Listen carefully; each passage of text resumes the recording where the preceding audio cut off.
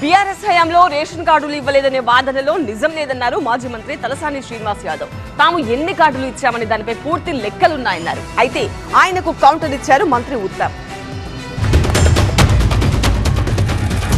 మేము 10 సంవత్సరాలు ఒక్క రేషన్ కార్డు ఇవ్వలేదని మాట్లాడుతున్నారు వాళ్ళు. గవర్నమెంట్ ఉంది, సివిల్ సప్లై డిపార్ట్మెంట్ ఉంది, లెక్కలు తెప్పించుకోండి. మొత్తంగా బట్టగాల్చి మీదేస్తాం కాదు కదా, లెక్కలు తెప్పించుకోండి.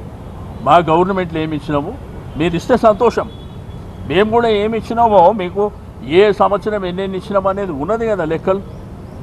ఆ లెక్కలు చూసుకొని మాట్లాడాలని చెప్పి రిక్వెస్ట్ చేస్తాం.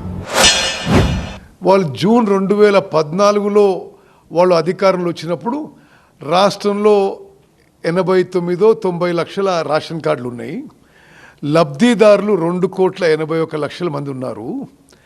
వాళ్ళు దిగిపోయే నాటికి 10 ఏళ్లలో ration card net on net అంటే డిలీషన్స్ అన్నీ తీసేస్తే మొత్తం పెరిగింది తెలంగాణ రాష్ట్రంలో 40,000 కార్డులు. అంటే లెస్ దెన్ 0.5% ఉన్న కార్డులలో.